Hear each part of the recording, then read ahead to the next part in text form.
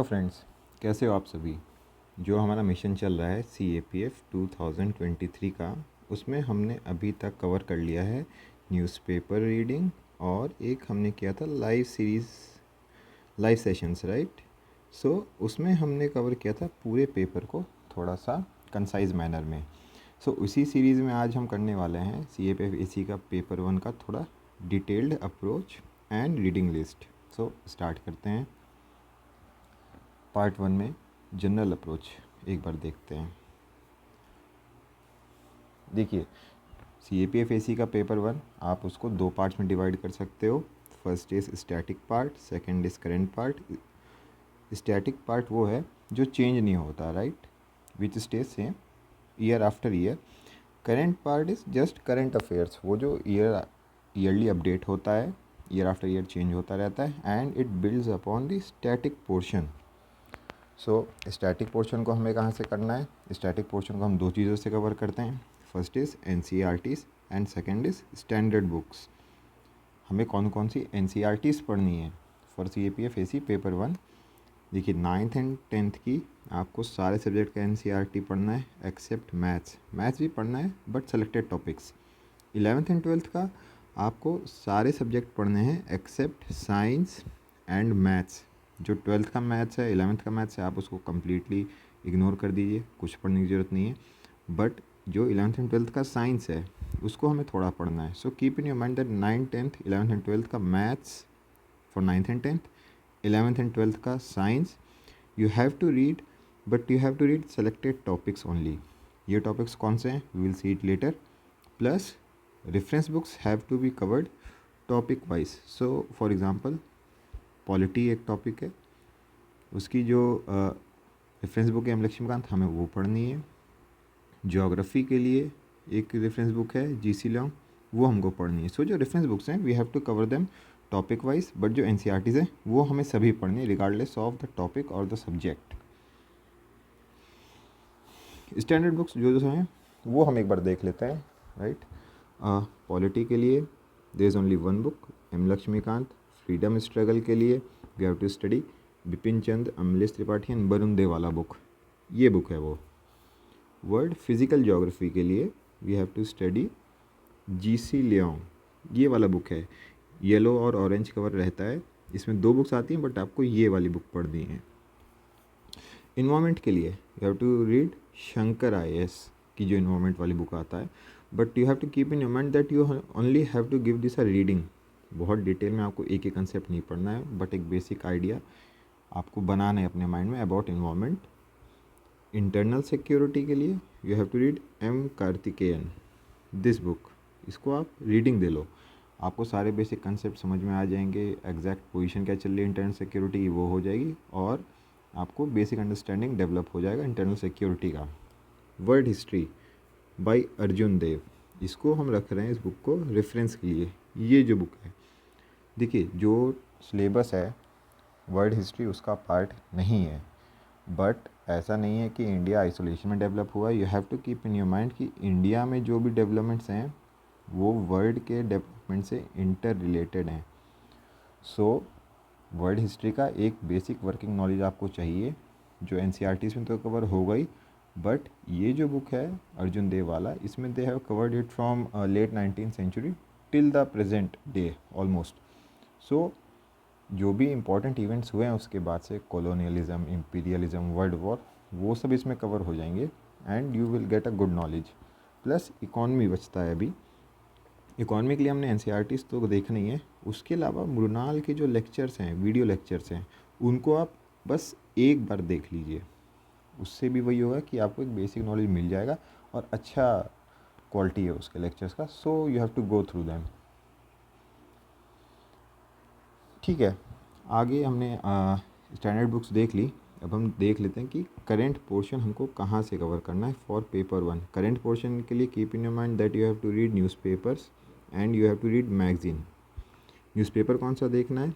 देखिए, आपको द हिंदू और द इंडियन एक्सप्रेस में से ही कोई एक न्यूज़पेपर पढ़ना है। आई विल सजेस्ट कि आप द हिंदू पढ़ें, but if someone decides to read Indian Express that is also fine. इन पेपर्स में क्या है, जो इंग्लिश है that can be tough for some people, उनको दिक्कत आ सकती है। जो बिगनर्स हैं प्लस जिसको इंग्लिश इम्प्रूव करना है, इसके लिए आई विल सजेस्ट कि यू रीड हिंदुस्तान टाइम्स और टाइम्स ऑफ इंडिया। एक बार आपका करंट अफेयर्स कवर हो जाता है plus your English improves, then you can switch on from these newspaper to either the Hindu और the Indian Express. But newspaper reading is a must. आपको ये काम रेगुलरली करना ही है, ठीक है। न्यूज़पेपर कवर हो गया। अब हम देखते हैं मैगज़ीन्स। देखिए मैगज़ीन्स के लिए जनरल स्टडीज़ मैगज़ीन्स जो आती हैं, अलग अलग कोचिंग्स की आती हैं। For example Vision IAS, Vajiram Ravi, GS score, इसमें से आप कोई भी पढ़ सकते हो, but I will recommend read Vision IAS जो CAPF के टिपिकल क्वेश्चंस बनते हैं। एडिशनली उसके लिए you have to read one competitive magazine. I recommend you read Pratiyogita Darpan only, but Competition Success is also fine, ठीक है। हमने मैगज़ीन्स भी देख लिया। अब हम देख लेते हैं कि मैगज़ीन को कैसे पढ़ना है, right. So when we are reading general studies current affairs magazines like Vision IAS, so हम उसको क्यों पढ़ना है? We are reading them to link up the static topics with the current affair topics. For example कोई एक issue चल रहा है, वो किससे रिलेटेड है स्टैटिक पोर्शन में, जैसे कि रोल ऑफ गवर्नर इम्पॉर्टेंट है, राइट। सो ये न्यूज़ में क्यों है recently, and what are the constitutional provisions behind it, कौन कौन से आर्टिकल्स हैं उसमें, कौन सी चीज़ें जो ज़्यादा डिबेट में चल रही हैं। सो लिंकअप करेंगे हम टॉपिक्स को, and this will help you in both paper 1 objective type and paper 2 ऐसे राइटिंग। अब ये जो मैगज़ीन्स होती हैं जनरल स्टडीज़ की, they are available in both monthly formats and year end formats. हमें दोनों में से कोई एक ही पढ़ना है, राइट। जैसे ईयर एंड फॉर्मेट्स में दो टाइप होते हैं, एक मेंस 365 आता है और एक PT 365 आता है, राइट। सो आपको या तो मंथली पढ़ना है या तो ईयर एंड पढ़ना है। आई will suggest that you go for monthly reading. So monthly reading is better. ऐसा मैं क्यों बोल रहा हूँ? देखिए आप month after month current affairs cover करेंगे, सो जो मंथ आपका फिनिश होता जा रहा है, you will get time to revise those, and you can also practice answer writing. वो कैसे? For example once you finish off your polity portion, आपने स्टैटिक कवर कर लिया हम लक्ष्मीकांत से NCERT से, प्लस आप मंथली करंट अफेयर्स मैगजीन्स पढ़ रहे हो। जब आपका पॉलिटी ख़त्म हो जाता है, you can practise previous year questions, and उसमें you can include both static portion जो आपने पढ़ा है प्लस जो करंट अफेयर्स का अंडरस्टैंडिंग डेवलप हो रहा है from reading these magazines. So monthly reading better पड़ेगा आपको in the long run. So हमने जनरल करंट अफेयर्स को भी देख लिया कि कौन से मैगज़ीन से पढ़ना है। अभी हम देखते हैं कि कॉम्पिटिटिव मैगज़ीन्स जो आती हैं for CAPF specific questions, right, वो कौन सी देखनी है। मैंने पहले बोला कि आई विल रिकमेंड प्रतियोगिता दर्पण। सो इसको हमें कैसे कवर करना है? We have to read the selected sections of the magazines. आप उसको इंडेक्स में देख लीजिए कि कौन से सेक्शंस पढ़ने हैं, एंड यू जस्ट रीड दो सेक्शंस। इसको हम क्यों देख रहे हैं? To prepare for specific questions which are asked in paper 1। For example कोई मिलिट्री एक्सरसाइज हुई है, वो किस नेशन के बीच में हुई है, कब से स्टार्ट हुई थी, ये सब चीज़ों के लिए। प्लस कोई इम्पोर्टेंट अवार्ड है जो मिलता है, for example every year there is Booker Prize, and India में you have Sahitya Akademi, right, Sahitya Akademi पुरस्कार, and you have Dada Saheb Phalke award. तो ये सब कवर करना है हमको फ्रॉम कॉम्पिटिटिव मैगज़ीन। अब प्रतियोगिता दर्पण के इंडेक्स में मैं बताता हूँ कि ये सारे टॉपिक्स हैं जो आपको देखने होते हैं। Nation this month, world this month, national and international updates, current affairs on sports, science and technology, economy, environment, relevant questions का एक कंपेंडियम रहता है, and you cover important concept in news, historical personalities of India, ये freedom struggle से related है। सो ये सारे sections हैं ऑफ प्रतियोगिता दर्पण जो आपको कवर करने हैं when you are reading it monthly. So part 1 हमारा यहाँ पे ख़त्म होता है। हमने इसमें क्या सीखा कि जो भी CAPF AC का पेपर 1 है, राइट, उसको हमने दो पार्ट में डिवाइड किया। The first was static and second was current. Static portion को हमने देखा कि हम दो चीज़ों से कवर कर रहे हैं, पहली होती है NCERTs of 9th 10th 11th 12th and second is books. जो करंट पोर्शन है उसको हम मैगज़ीन से कवर कर रहे हैं, और वो कैसी मैगज़ीन्स हैं, जनरल स्टडीज़ की मैगज़ीन्स हैं और कॉम्पिटिटिव मैगज़ीन्स हैं। हमने अभी तक ये देख लिया कि हमको बेसिक स्ट्रक्चर पेपर का क्या रखना है दिमाग में और क्या क्या सोर्सेज हैं। अभी इसी को हम थोड़ा डिटेल में कवर करते हैं जनरल अप्रोच के बाद, कि हमको क्या चीज़ कैसे पढ़नी है। देखिए, सिलेबस में पहला टॉपिक जो मेंशन होता है वो होता है general mental ability, basic mathematics questions and aptitude. So आपको अपने दिमाग में रखना है कि जो इस पे क्वेश्चंस बनते हैं they are of 10th level, they are very simple if you have done the homework. इसका मतलब क्या है कि आपने प्रीवियस ईयर क्वेश्चन देखे हुए हैं, कंसेप्ट रिवाइज किए हुए हैं और प्रैक्टिस की हुई है। सो इसके लिए you have to give a selected reading of 9th and 10th NCERT maths, right. और बेसिक कंसेप्ट देखने हैं। बेसिक कंसेप्ट कौन कौन से हैं, नंबर सिस्टम्स आपको पढ़ लेना है, उसके बाद लीनियर इक्वेशंस को कैसे सॉल्व करना है ये आपको देख लेना है, सीरीज़ के सम्स कैसे निकालने हैं, ट्रायंगल रिलेटेड जो चीज़ें होती हैं, फॉर एग्जांपल उसका एरिया क्या है एंड पाइथागोरस थ्योरम, ये सब चीज़ें हो गई। सर्कल्स के बेसिक आपको देखने हैं और हाइट्स एंड डिस्टेंसेस। सो ये सब चीज़ें आपको कवर करनी है when you are reading 9th and 10th का मैथ्स फ्रॉम NCERT। अब इसमें जैसे आप देखोगे मोस्टली क्वेश्चन जो trigonometry plus heights and distances के बनेंगे, इसमें you have to use Pythagoras theorem. So ये आपको तो 9th और 10th की बुक में मिल जाएगा, आप वहाँ से पढ़ लो और उसके प्रीवियस क्वेश्चन देख के थोड़ा प्रैक्टिस कर लेना। उसके अलावा RS अग्रवाल का बुक आता है ऑन क्वांटिटेटिव एप्टीट्यूड, आप ये अपने साथ रेफरेंस के लिए रखिए। प्रीवियस ईयर क्वेश्चंस को पढ़िए, वहाँ से देख के आप समझिए कि किस लेवल के क्वेश्चन आ रहे हैं, किस टाइप के क्वेश्चंस आ रहे हैं। फिर इन्हीं PYQs को आप RS अग्रवाल में देखिए, NCERTs में देखिए और उनको प्रैक्टिस कीजिए। आप 5 या 6 साल के प्रीवियस ईयर क्वेश्चन देख के उनके मेथड सीख के प्रैक्टिस कर लेंगे, they are sufficient for your preparation of paper 1। इससे ज़्यादा करने की ज़रूरत नहीं है आपको।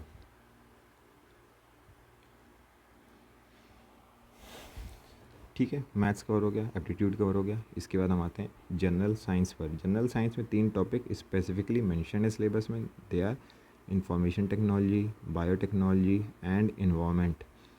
सो साइंस के स्टैटिक पोर्शन के लिए read NCERTs 9th and 10th का पूरा NCERT पढ़ना है आपको। If someone wants to read 6th 7th and 8th also, 6th 7th and 8th का NCERT भी कोई पढ़ना चाहता है, देयर इज़ नो हार्म, आप पढ़ लो। 11th एंड 12th का जो साइंस है, you have to give it a selected reading. For example biology की जो 12th की बुक है उसको आपको लास्ट 6 चैप्टर्स देखने हैं। ऐसा क्यों? क्योंकि वो जो लास्ट 6 चैप्टर्स हैं दे कवर बायोटेक्नोलॉजी एंड इन्वायरमेंट। सो आपको वो चैप्टर्स तो पढ़ने हैं 12th की बायोलॉजी के, प्लस जो फिज़िक्स एंड केमिस्ट्री की बुक्स हैं उसको आपको केवल हाईलाइटेड पार्ट्स पढ़ने हैं और वो बॉक्सेस देखने हैं जिसमें ऑब्जेक्टिव इन्फॉर्मेशन दिया हुआ है, लाइक डिस्कवरी क्या क्या हुई हैं और कौन कौन से फिनोमेना है। फॉर एग्जांपल 12th की फिज़िक्स की बुक में एक बॉक्स में दे मेंशन ऑरोरा। तो इसमें आपको क्या दिमाग में रखना है, उन्होंने तो बहुत डिटेल में समझाया, but you have to keep in mind aurora कहाँ कहाँ होता है, that is north pole, south pole, and इसके लिए कौन से मॉलिक्यूल्स रिस्पॉन्सिबल हैं। So they mention oxygen and nitrogen. तो बस आपको इतना ही दिमाग में रखना है और यही अप्रोच रख के आपको 11th और 12th का जो साइंस है उसको कवर कर लेना है। इसके अलावा जो करंट पोर्शन है ऑफ जनरल साइंस वो आप न्यूज़पेपर्स में और मैगजीन्स में कवर कर लोगे। जब भी आप साइंस रिलेटेड कुछ भी पढ़ रहे हो, you have to keep in your mind that you should focus on the phenomena. For example rainbow क्यों बनता है, स्काई का कलर ऐसा क्यों है, ऑरोरा का एग्जांपल मैंने अभी दे दिया। साइंटिफिक डिस्कवरीज कौन कौन सी हुई हैं और कौन कौन सी हो रही हैं, right. So for example vaccine, electron की डिस्कवरी किसने की, ऐसी चीज़ों पे ध्यान देना है आपको। प्रिंसिपल्स कौन कौन से रिस्पॉन्सिबल हैं, फॉर एग्जांपल जो हाइड्रोजन बॉम्ब है that works on nuclear fusion, but जो न्यूक्लियर रिएक्टर होता है वो फ्यूजन पर काम करता है, ठीक है। उसके बाद गवर्नमेंट पॉलिसीज़ और उसकी अंडरलाइंग साइंस कौन कौन सी है। फॉर एग्जांपल आजकल बायो इथेनॉल चल रहा है, इथेनॉल ब्लेंडेड पेट्रोल चल रहा है, राइट। इलेक्ट्रिक व्हीकल्स बहुत न्यूज़ में चल रहा है। सो फॉर एग्जांपल मैं आपको समझाता हूँ कि आपको टॉपिक्स कैसे लिंकअप करना है। इलेक्ट्रिक व्हीकल्स में बैटरी बहुत इंपॉर्टेंट कंपोनेंट है, राइट। और जो आजकल बैटरीज चल रही हैं वो लिथियम पॉलीमर बैटरीज़ हैं, हाई कैपेसिटी वाली। सो अब आपको ये दिमाग में रखना है कि ठीक है, बैटरीज किसकी बनती हैं, लिथियम पॉलीमर की। सो एक बेसिक अंडरस्टैंडिंग हो गई, प्लस आपने टॉपिक्स को लिंकअप कर लिया। इस अप्रोच के साथ आप जनरल साइंस को भी कवर कर लोगे। बहुत ही ईजी है एंड स्कोरिंग पार्ट है। इसके बाद current events of national and international importance.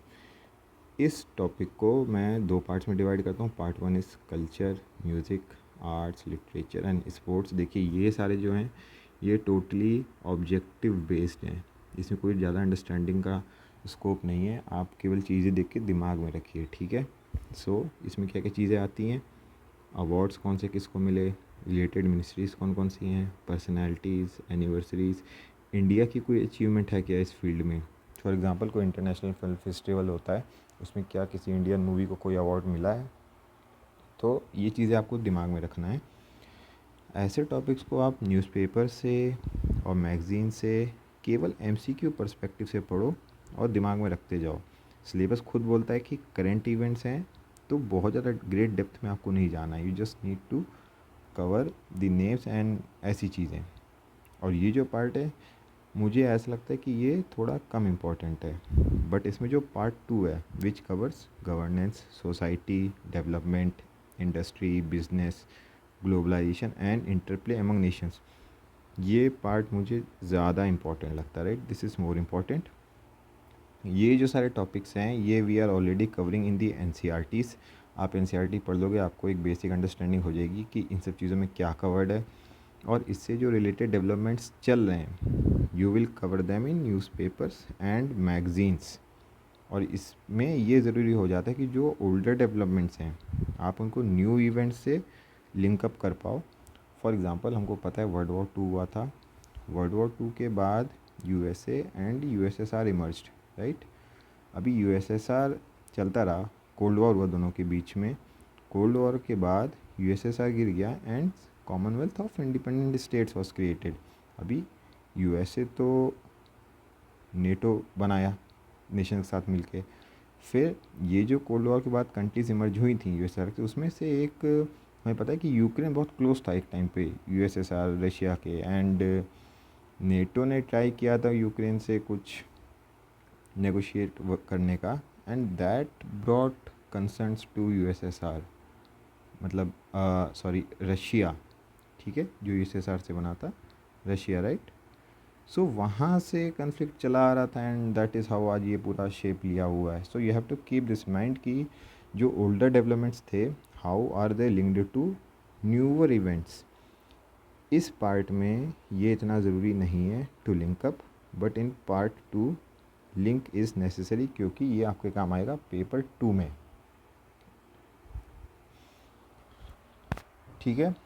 अब हम देख लेते हैं इंडियन पॉलिटी एंड इकोनॉमी, जो उन्होंने सिलेबस में मेंशन किया हुआ है। इसमें they mention political system, constitution and public administration. इस पार्ट के लिए you have to read M Laxmikanth in detail, इसको आपको रट लेना है।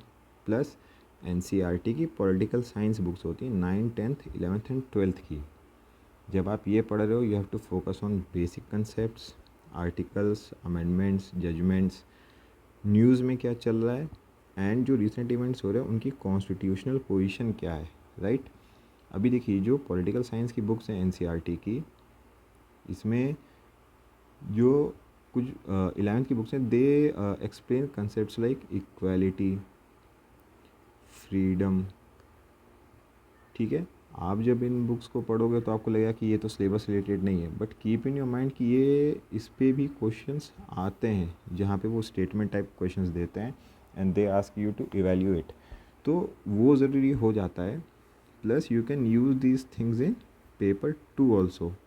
सो मैं रिकमेंड करूँगा कि आप पॉलिटिकल साइंस की 9, 10th, 11th, 12th की सारी बुक्स पढ़ो। You will have a good understanding and आप बेटर अप्रोच कर पाओगे both paper 1 and paper 2। So polity cover हो जाता है। Social systems, read NCERT society books, जो भी सोसाइटी में बुक्स आती हैं, सोशियोलॉजी में बुक्स आती हैं, आप उनको पढ़िए 9th 10th 11th 12th का, प्लस करंट अफेयर्स, उसी से आपका कवर हो जाएगा। इकोनॉमिक डेवलपमेंट मतलब इकॉनमी, देखिए इकॉनमी से आपको लगेगा कि बहुत ज़्यादा क्वेश्चन नहीं आ रहे हैं, so I can just ignore and मैं डिटेल में नहीं पढ़ूंगा इसको, but don't do that, you need a basic understanding of economy also. इसके लिए हम क्या पढ़ेंगे, NCERTs of class 11th and 12th, both micro economy and macro economy. पहले माइक्रो इकॉनमी से इतने क्वेश्चन नहीं आते थे, बट आजकल तो वहाँ से भी आ रहे हैं। एंड इसके अलावा यू वॉच रुनाल लेक्चर्स, जो पिलर्स ऑफ इकॉनमी के लेक्चर्स आते थे उसके पहले, वो आप देख लो। मैटर नहीं करता कि वो किस साल के हैं, आप बस उनको देख लो और आपको जैसे बजटिंग हो गया, सेक्टर्स ऑफ इकॉनमी हो गया, बैंकिंग सिस्टम हो गया, पूरे इंडियन इकॉनमी का आपको एक अच्छा अंडरस्टैंडिंग आ जाएगा। आपको मेमोराइज़ करने की ज़रूरत नहीं है, बट एक बेसिक अंडरस्टैंडिंग आपको चाहिए। प्लस न्यूज़पेपर्स एंड मैगजीन्स, ठीक है। अब जब आप इकॉनमी पढ़ रहे हो, you have to focus on basic concept जो बुक्स में मैंशनड है। फॉर एग्जांपल लैफर कर्व क्या है, फिलिप्स कर्व क्या है, गवर्नमेंट स्कीम्स कौन कौन सी चल रही हैं, कौन सी लॉन्च हुई हैं, राइट। इंटरनेशनल फोरम कौन कौन से, फॉर एग्जांपल IMF है, वर्ल्ड बैंक है, कौन कौन से एग्रीमेंट चल रहे हैं between different nations, and what are the institutional mechanisms, for example RBI है, मॉनेटरी पॉलिसी कमेटी है, इंसॉल्वेंसी एंड बैंक्रप्सी बोर्ड, ये सब आपको ध्यान में रखना है while reading economy. Security issues and human rights, देखिए इसमें से बहुत सारा पोर्शन तो जब आप पॉलिटी पढ़ रहे हो तभी कवर हो जाएगा, that is in NCERTs, plus you are also going to read internal security by M Karthikeyan, तो ये भी आपका कवर हो जाता है। जो भी करंट अफेयर्स में आप देख रहे हो, ह्यूमन राइट्स से रिलेटेड इश्यूज़ हैं, सिक्योरिटी से, आप उनको पढ़ते रहिए। एंड स्टैटिक पोर्शन आपका ऑलरेडी कवर हो चुका है। इसके बाद India and world geography, geography में इंडियन ज्योग्राफी भी है और वर्ल्ड ज्योग्राफी भी है। इसमें physical, social and economic geography बोलते हैं। You don't have to focus on each part specifically, ये आपको ऑलरेडी बुक्स में कवर हो जाएगा। बुक्स कौन कौन सी है, NCERTs की 9th 10th 11th 12th and की NCERTs, प्लस GC लियोंग की ज्योग्राफी, इतना तो आपको पढ़ना ही है। अब जब आप पढ़ रहे हो, you should always keep an Atlas with you, कुछ ब्लैंक मैप्स रखिए और गूगल सर्च करते रहिए जो भी चीज़ें आप देख रहे हो। आपको क्या करना है, कोई भी आप टॉपिक पढ़ते हो, आप उसको एटलस में कोई भी आप जगह आती है, आप उसको एटलस में देखिए, ब्लैंक मैप्स में प्लॉट कर लीजिए जो जो आप पढ़ते जा रहे हो। फर्दर कोई चीज़ देखनी है तो आप गूगल का यूज़ कर लो। तो जब भी आप पढ़े, आपको फोकस करना है लोकेशन पे, कौन सी चीज़ कहाँ लोकेटेड है, किस रीजन में लोकेटेड है, उसके पास क्या क्या इम्पोर्टेंट प्लेसेस हैं जो लोकेटेड हैं, कंट्रीज़ हैं, सीज़ हैं। तो ऐसे आपका ज्योग्राफी कवर हो जाएगा। एक एग्जांपल मैं देता हूँ, जैसे इंडियन ओशन डाइपोल बनता है, राइट। सो आपको देखना है कि डाइपोल है तो इसमें कोई दो जगह होनी चाहिए, वो दोनों जगह कहाँ पर लोकेटेड है, उससे क्या इम्पैक्ट पड़ता है, टेम्परेचर कहाँ पे बढ़ता है, कहाँ पे कम होता है, ये सब चीज़ें आप एटलस और गूगल से देखो और ब्लैंक मैप्स में प्लॉट करते जाओ, आपकी ज्योग्राफी बहुत अच्छे से तैयार हो जाएगी। हिस्ट्री ऑफ इंडिया, ठीक है।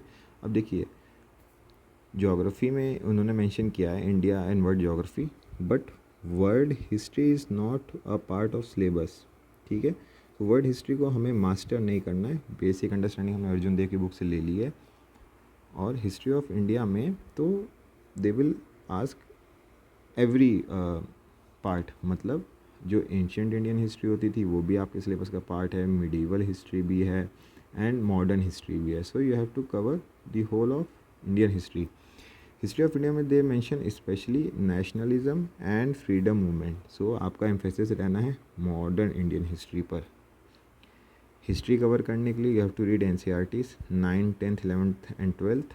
9th एंड 10th की सारी बुक्स पढ़नी है। 11th एंड 12th में जो हिस्ट्री की बुक्स आती हैं NCERTs में, वो पुरानी बुक्स आती थी सतीश चंद्रा, RS शर्मा वाली, प्लस न्यू बुक्स आती हैं जो है themes in Indian history, right.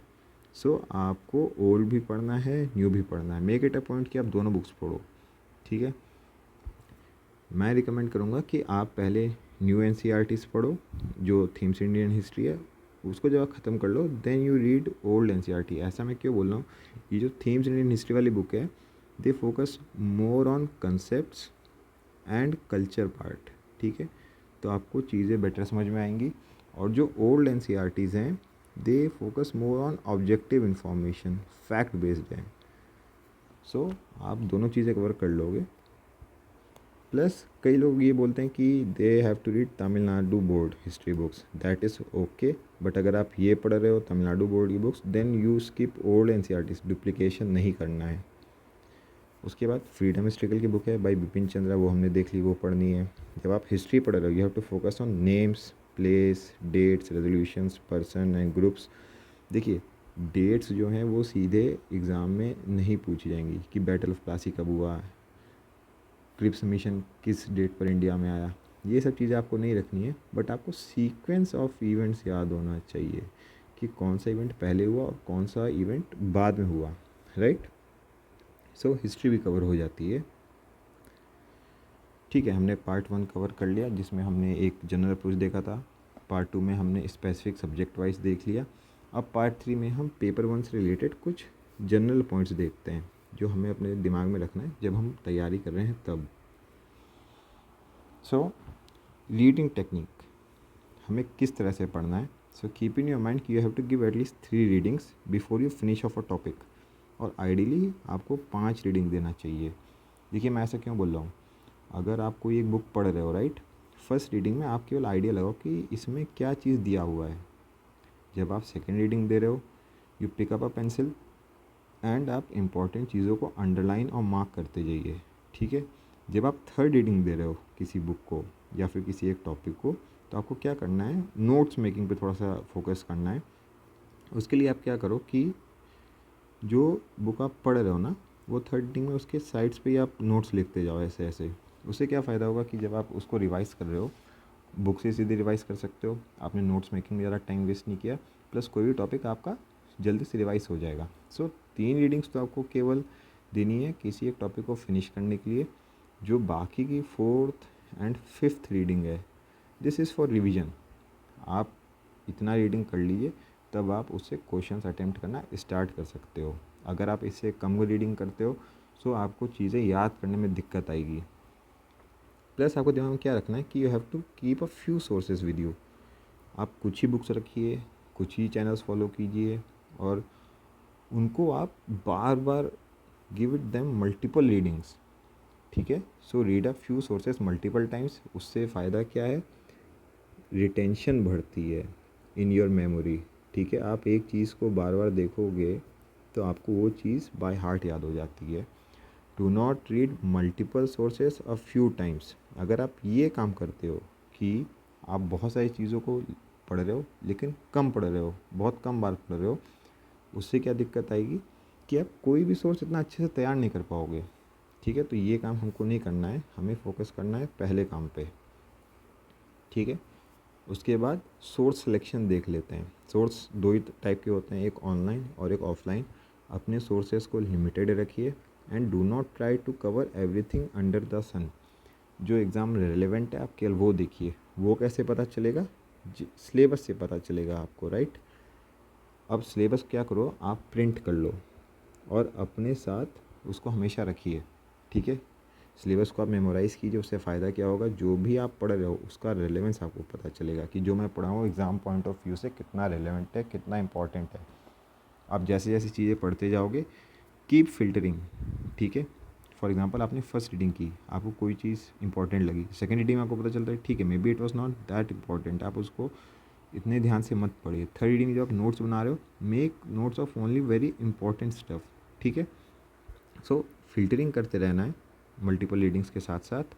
और जब भी आप कोई चीज़ पढ़ रहे हो तो उसका कॉस्ट बेनिफिट रेशियो इवैल्यूएट करते रहिए कि ठीक है, मान लीजिए आपके पास कोई एक आर्टिकल आया है, राइट, कोई एक बुक आई है and that is very lengthy, ठीक है। Exam point of view say that is relevant, but आपको पता है कि अगर मैं ये सोर्स ख़त्म भी कर लूँगा बट इससे इतना ज़्यादा तो एग्ज़ाम में आना नहीं है। सो आप टाइम बहुत दे रहे हो, एफर्ट बहुत दे रहे हो, बट रिजल्ट इससे इतना नहीं आएगा। That is cost benefit ratio is poor. ऐसी चीज़ों को आपको नहीं करना जिसका कॉस्ट बेनिफिट रेशियो अच्छा नहीं है, ठीक है। एंड उसके लिए सिलेबस आपको हेल्प करेगा। उसके बाद देख लेते हैं प्रीवियस ईयर क्वेश्चंस को कैसे यूज़ करना है। कई लोग क्या सोचते हैं कि जब मैं पूरा सिलेबस ख़त्म कर लूँगा तब मैं प्रीवियस ईयर क्वेश्चंस अटेम्प्ट करूँगा। देखिए ऐसा मत कीजिए, do not save them to attempt at last. जब मैं सिलेबस ख़त्म कर लूँगा तब, उस काम के लिए तो मॉक टेस्ट होते हैं, right. So previous year questions को क्या करना है, आपको देखते जाना है, you have to go through them. आपको अटेम्प्ट करना है जब एक बार आप कोई टॉपिक ख़त्म कर लेते हो। जब आप उनको पढ़ रहे हो उससे फ़ायदा क्या है आपको एक फेयर आइडिया लगता है कि किस टाइप के क्वेश्चन पूछते हैं, किस लेवल के पूछते हैं और क्या क्या पैटर्न्स बन रहे हैं। फॉर एग्जांपल आपको पता है ठीक है पॉलिटी से ज़्यादा क्वेश्चंस आते हैं, साइंस से ज़्यादा आते हैं, मे बी इकोनॉमी से इतने नहीं आते होंगे, ठीक है। So you go through the PYQs, you get a fair idea. इसको मैं फ्लो चार्ट से एक्सप्लेन कर देता हूँ कि जैसे प्रीवियस ईयर क्वेश्चंस हैं लास्ट ईयर के, आप उनको ऑब्ज़र्व करो, राइट, कि किस तरह के क्वेश्चंस आते हैं। आप उसके बाद जो अपने टॉपिक्स हैं उनकी रीडिंग कीजिए, ठीक है। आपने टॉपिक्स पढ़ लिए, अभी उसके बाद क्या करना है कि आप सिलेबस फिनिश कीजिए उस टॉपिक का, ठीक है। आपने सिलेबस भी ख़त्म कर दिया। जब सिलेबस ख़त्म हो जाता है तब आप उन क्वेश्चंस को अटेम्प्ट कीजिए, मतलब attempt PYQs and मॉक्स।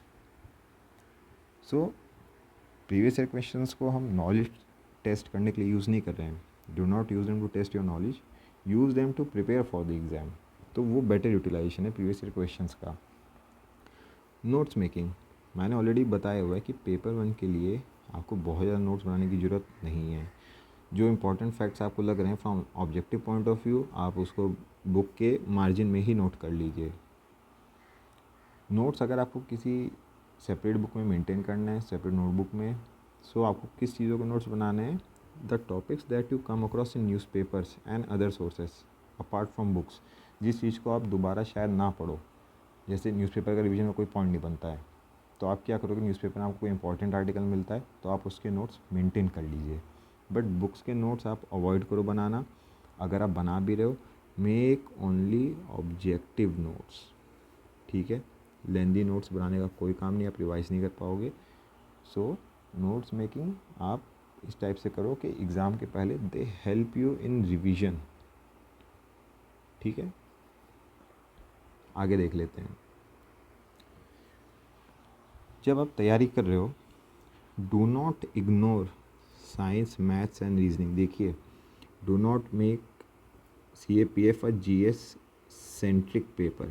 GS centric नहीं है ये। साइंस, मैथ्स और रीजनिंग की बहुत इंपॉर्टेंट पार्ट है और इसमें स्कोर करना इजी होता है। ये आपका फाइनल मेरिट में भी काउंट होता है, right. So whatever hard work you put in science and maths, इसमें हाईएस्ट रिटर्न्स आते हैं क्योंकि एकदम स्ट्रेट फॉरवर्ड क्वेश्चंस होते हैं। There is very less margin of error and if you know the method correctly, आपका answer सही होगा हमेशा। प्लस इसका जो वेटेज है वो हर साल तो बढ़ता ही जा रहा है, ठीक है। इस पूरे पोर्शन में साइंस, मैथ्स एंड रीजनिंग में you can score nearly 100% and this will help you in your final merit. इसके लिए मैं क्या एडवाइस देता हूँ साइंस स्टूडेंट्स को कि do not get over confident. Do not think कि मैंने ये पहले से पढ़ा हुआ है, मुझे डिटेल में पढ़ने की ज़रूरत नहीं है। इसमें आप एक्स्ट्रा एफर्ट करो, अच्छे से मेहनत करो and you will get good results. जो आर्ट्स के स्टूडेंट्स हैं, they should not get scared और डीमोटिवेटेड कि हम तो साइंस साइड के स्टूडेंट्स नहीं हैं, हम कैसे इस चीज़ को, साइंस को कैसे हम तैयार करें। क्योंकि आप ध्यान में रखो कि 10th लेवल का ही ज़्यादातर पूछा जाता है and portion is easy, so you need to work hard in this और आपकी भी मेरिट अच्छी बन जाएगी बाद में। So you have to focus on this part, right. Science, maths and reasoning, इसके लिए भी जब आप तैयारी करो, गिव इट एम्पल टाइम।